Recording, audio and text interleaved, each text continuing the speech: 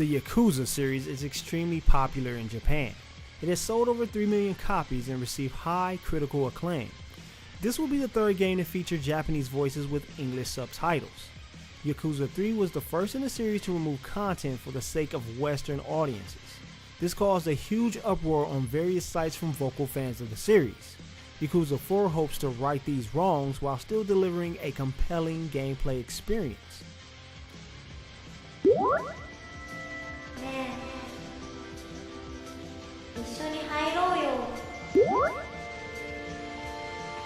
The Yakuza titles shine in the freedom department.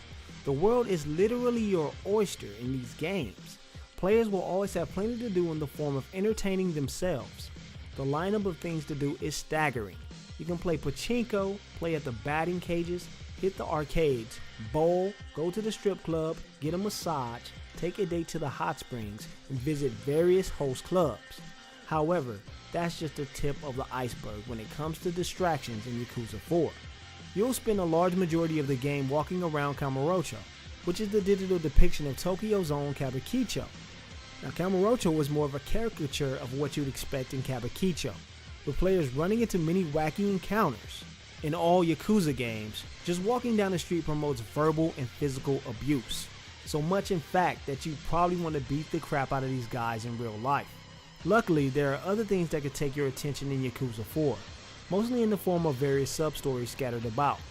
This is where the characters show off their goodwill by helping as many citizens in distress as possible. This usually leads your character into some hilarious situations with anime-like denizens. This is what truly stands out for the entire Yakuza series. You'll probably have the most fun just running around solving these stories. The game constantly throws them in your face at every turn. It's easy to get distracted from the main storyline due to this. Just running around helping people can take up more than 25 hours alone. When you factor in the time wasted from various other activities, you'll realize how much the city has to offer.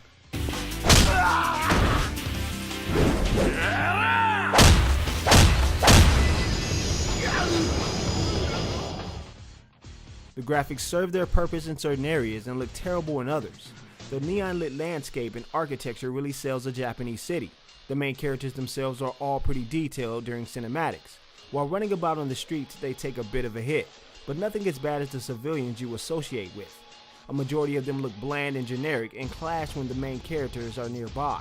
It only further facilitates the issue with animations that are very robotic and recycled by many different characters. Like the small turn that characters use just before they walk off. It is something you'll notice every single time it happens.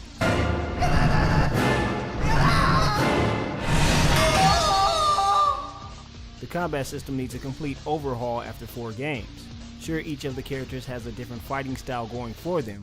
However, it's a lot less complicated than it sounds on paper. The gameplay is very similar to something you play in a Dynasty Warriors game. You smash on the square button a couple of times and throw a triangle in for a finisher. When your character gets enough spirit, he can use some dangerous finishers based on your opponent's positioning. The problem is that it's a little too simplistic for its own good. You do too much fighting in Yakuza 4 for the combat system to feel so stiff. Players will be surrounded by various enemies time after time. Unfortunately, the fighting system forces you to fight one person at a time. It still feels like the original PlayStation 2 games come to life on the PS3. It needs a big time advancement because it all starts to feel boring way too fast. The story in Yakuza 4 is a convoluted mess compared to the previous titles. In this iteration, you don't just play as our resident hero, Kazuma Kiryu. Instead, you're placed in the shoes of 4 different men along the course of the game. Akiyama, the moneylender, Saejima, the convict, Tanemura, the cop, and the former Yakuza turned savior, Kazuma Kiryu. Each of them has some stake around the evolving conspiracy regarding 2 Yakuza clans. A girl named Yasuko is in the middle of it all, and nearly every character has a reason to find her.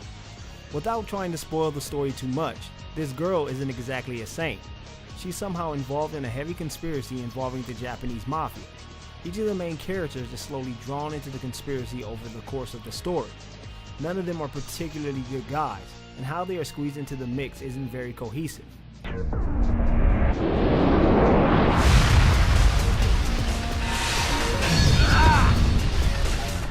Yakuza 4 is the latest in the series, but it isn't the greatest. The story doesn't hook you like the previous titles, and the combat is stuck in the past. Of course, if you can deal with the repetitive combat, the sub-stories are fun, or you can just run around the city investing in all of the free roam activities. Yakuza 4 receives a C from Half-Ass Gaming. It's finally time for the series to do some serious upgrading.